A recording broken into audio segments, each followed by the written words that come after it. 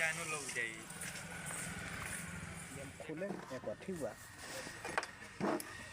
बेरिए में नहीं चाहिए।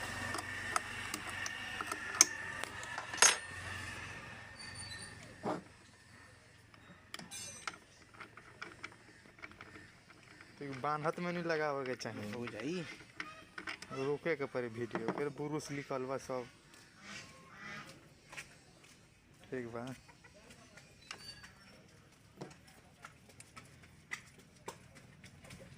कट कर वीडियो घर ना सही है तंग भीतरे में है लिखल गइल घर बुरुस चाही नु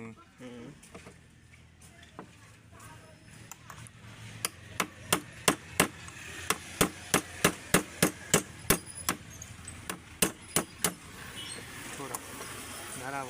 बीट दो ना तो मैं बुरुस भर हई बा तो जाली में लगाव हो जाइए कस तू पूरा भीतर ठेल के हाँ हाँ टाइट कर दे हल्के टाइट कर देबे तो हो जाई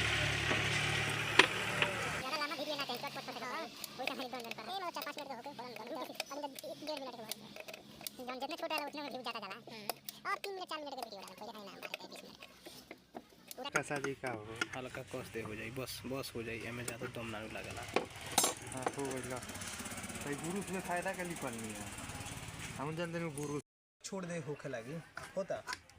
हां सेकंड बढ़ता होता अब लो के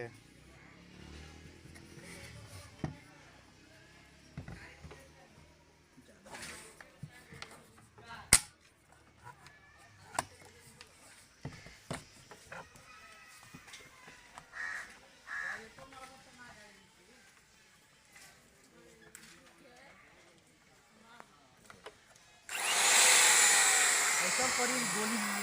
लौके लगे से ठीक बा गोली ठीक है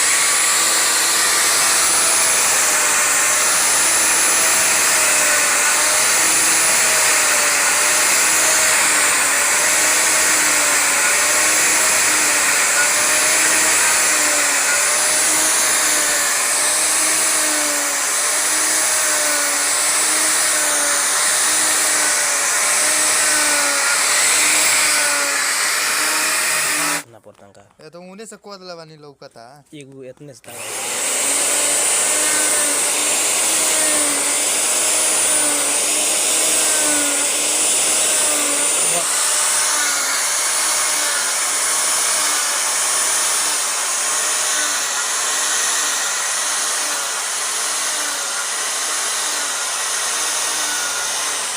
हो जाएगी।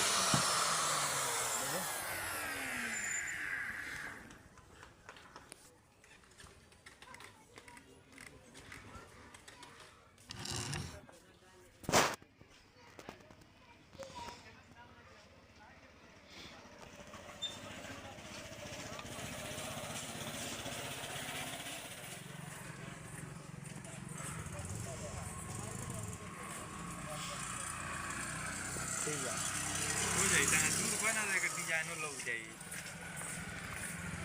एकर तो बहुत वीडियो डाला गइल बा रहे तो हो जाई।